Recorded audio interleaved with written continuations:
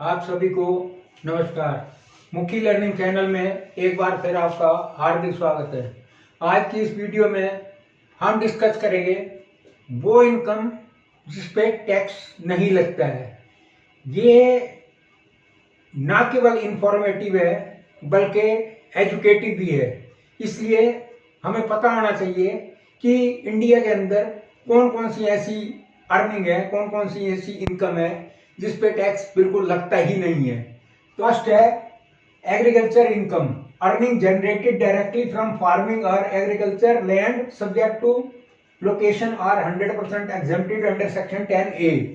कि एग्रीकल्चर से जो कमाई होती है, यानी कि जो पैदावार से जो इनकम हुई, सपोज किसी किसान ने आलू बोए और उस आलू को बेचने से जो इनकम क्रिएट हुई है वो 100% एग्जेम्प्टेड है। और यदि उसी आलू को चिप्स बना के बेचे तो वो टैक्सेबल है। और ये तो हुई बात जो खेत से पैदावार हुई उसकी। अब है कि यदि किसी किसान ने अपनी एग्रीकल्चर लैंड को बेचा है तो यदि वो डिपेंड करता है लोकेशन के ऊपर। यदि वो लैंड गांव में आती है तो वो फुल्ली एग्जेम्प्टेड है, उस पर कोई टैक्स नहीं है। और यदि वो अर्बन में आती है यानी कि शहर में आती है तो वो टैक्सेबल है, उस पर कैपिटल गेन लगेगा। नेक्स्ट है gift from family, monetary and non monetary gift received from specific relative और completely tax free gift from other are only tax exempt up to 50,000। Means कि यहाँ पे एक वर्ड है स्पेसिफिक रिलेटिव।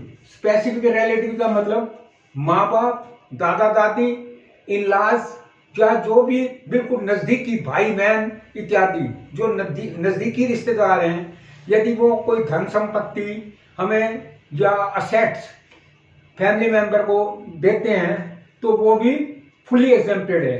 और ये तो ही फैमिली की बात। और यदि कोई आउटसाइडर यदि किसी को गिफ्ट करता है तो उसकी लिमिट जो है वो केवल 50,000 में पर एनम है। 50,000 से फालतू की यदि गिफ्ट है तो वो टैक्सेबल है यदि आउटसाइडर है। यदि फैमिली वाला है तो उसमें कोई लिमिट ही नहीं है, कितना ही दे दे। तो नेक्स्ट है इनहेरिटेंसेस वेल्थ और assets received through a will और लीगल एनी इनहेरिटेंस। कि यदि किसी इंडिविजुअल ने कोई किसी के नाम पे बिल कर दी, चाहे वो आउटसाइडर है या कोई है, या कानूनी विरासत दे दी उसको, वो जो संपत्ति मिलेगी उस पर भी कोई किसी प्रकार का कोई टैक्स नहीं है। नेक्स्ट है partnership firm profit, any share revenue और profit a partner receive from a registered partnership firm और LLP is not taxable.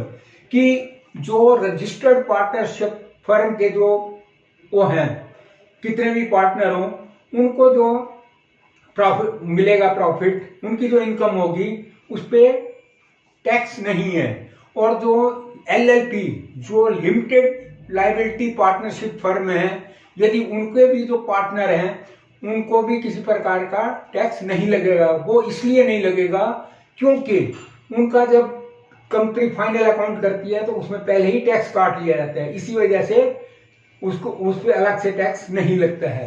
Next है मैच्योरिटी प्रोसीड फ्रॉम इंश्योरेंस, पे out from most life insurance proceed provided premium does not exceed 10% of the sum assured and most ULIPs. अब इसमें यह कहा गया है कि जो LIC की प्रीमियम या यूलिप की वो है तो वो फुल्ली एग्जेम्प्टेड है। लेकिन इसमें यह कंडीशन है कि जो उसकी पॉलिसी है उसका जितना सम एश्योर्ड का 10% से ज्यादा नहीं होना चाहिए। सपोज किसी ने 1 लाख की पॉलिसी करवा रखी है और उसका 10% अमाउंट जो है वो प्रीमियम बैठेगी 10,000 रुपए। ये नहीं है कि पॉलिसी तो 1 लाख रुपए की और प्रीमियम दे रहे हैं 20,000 रुपए महीना, वो एक्सेप्टेबल नहीं है। 10% की कंडीशन है, 1 लाख की पॉलिसी है तो उसका 10% 10,000 रुपए ही होना चाहिए, तभी वो टैक्स एग्जेम्प्टेड है। नेक्स्ट है academic scholarship, grants and rewards granted to deserving student cover educational expenses. यदि किसी स्टूडेंट को कोई ग्रांट या किसी प्रकार का रिवार्ड मिलता है तो वो उसको स्टडी को कंप्लीट करने के लिए वो भी फुल्ली एग्जेम्प्टेड है। नेक्स्ट है specific retirement benefit, payment of gratuity at the time of retirement, resignation, termination and death, leave encashment. कि जब कोई एम्प्लॉई रिटायरमेंट होती है उसकी, चाहे वो डेथ हो, रिटायरमेंट हो, रिजाइन करे या टर्मिनेशन हो, उसको ग्रेचुइटी की पेमेंट होती है और इसके साथ साथ लीव इनकैशमेंट की। ये दोनों ही चीजें फुल्ली एग्जेम्प्टेड है। नेक्स्ट है lump sum amount received upon retirement, termination, death, resignation from a recognised provident fund और टैक्स फ्री।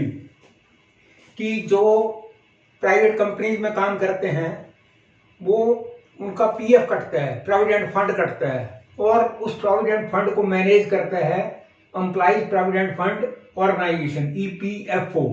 तो जब कोई एम्प्लॉय प्राइवेट कंपनी का रिटायरमेंट होती है उसकी, या रेजिग्नेशन करता है या टर्मिनेशन होती है, तो उस केस में जो भी उसको लमसम अमाउंट मिलता है, चाहे कितनी, कोई लिमिट नहीं है, वो सारा टैक्स एग्जेम्प्टेड है।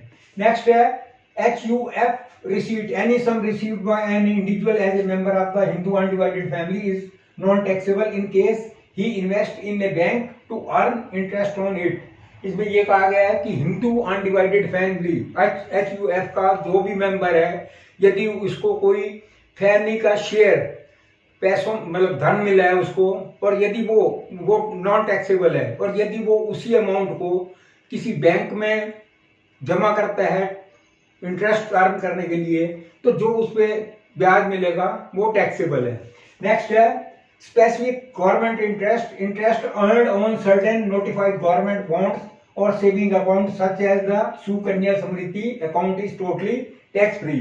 कि गवर्नमेंट के कुछ स्पेसिफिक बॉन्ड हैं, यदि उसमें से जो इंटरेस्ट मिलेगा वो फुल्ली एग्जेम्प्टेड है। इसके अलावा गवर्नमेंट की स्कीम है सुकन्या समृद्धि अकाउंट, ये भी टोटली टैक्स फ्री है।